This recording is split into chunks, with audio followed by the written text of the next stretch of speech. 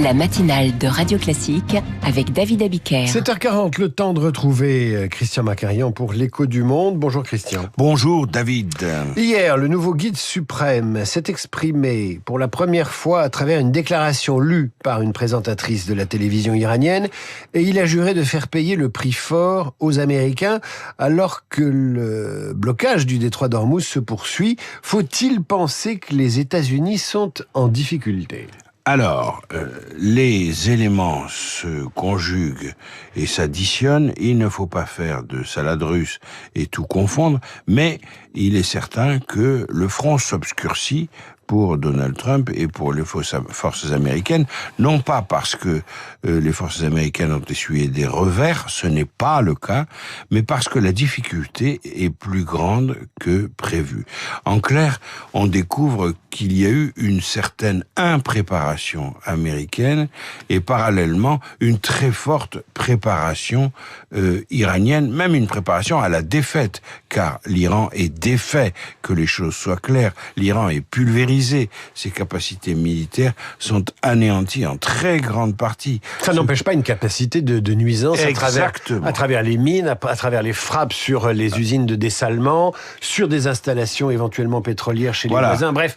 Alors les mines, c'est pas fait. L'Iran bouge encore. Les mines, ce n'est pas fait. Elles ne sont pas posées en dépit de rumeurs trompeuses. Elles ne sont pas posées dans le Golfe Persique. Mais le seul fait de manier la menace du minage suffit à rendre le détroit d'Ormuz totalement incertain. L'Iran a d'ailleurs indiqué qu'il n'allait pas poser de mines. Mais il tire quand même sur des pétroliers, y compris très loin du détroit d'Ormuz, au nord, dans le Golfe Persique, pour insécuriser complètement cette zone maritime. Donc, même si les États-Unis ne sont pas en difficulté sur le plan militaire et encore moins sur le plan technologique, ils ont affaire à une résistance polymorphe très compliquée à terrasser, d'autant plus que cette résistance iranienne frappe toujours les pays voisins. Un militaire français victime ce matin des milices irakiennes pro-iraniennes, c'est quelque chose qu'on n'avait pas prévu,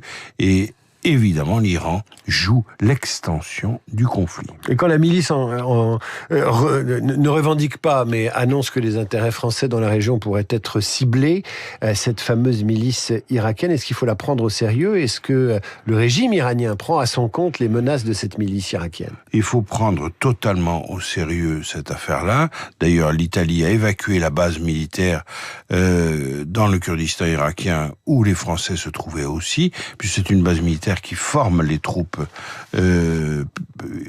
kurdes, de la région kurde autonome du nord de l'Irak. C'est une mission de formation, et néanmoins un militaire français est mort. Donc c'est quand même grave. On évoque l'Irak, Christian. L'Irak, c'est évidemment le mauvais souvenir américain, après évidemment l'Afghanistan.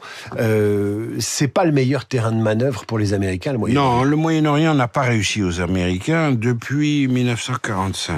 Il faut rappeler les expériences précédentes, mais là encore, il ne faut pas mélanger tout, car comparaison n'est pas raison.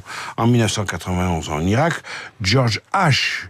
Bush a lancé une opération qui était le résultat de l'annexion de Koweït, inadmissible par Saddam Hussein.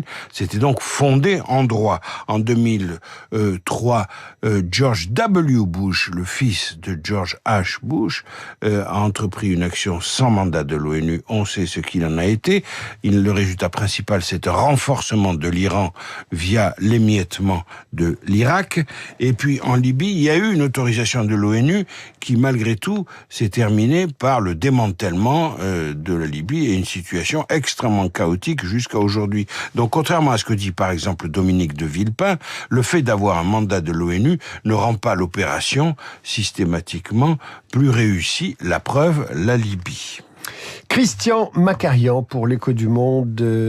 C'est fini pour cette semaine. On retrouve toutes vos chroniques sur radioclassique.fr, tous les épisodes de l'Écho du Monde. Christian, je vous dis à lundi. Il est 7h45 déjà. Nous marquons une courte pause et on retrouve Augustin Lefebvre qui nous emmène à Chambord, qui lance un appel aux dons pour sauver l'aile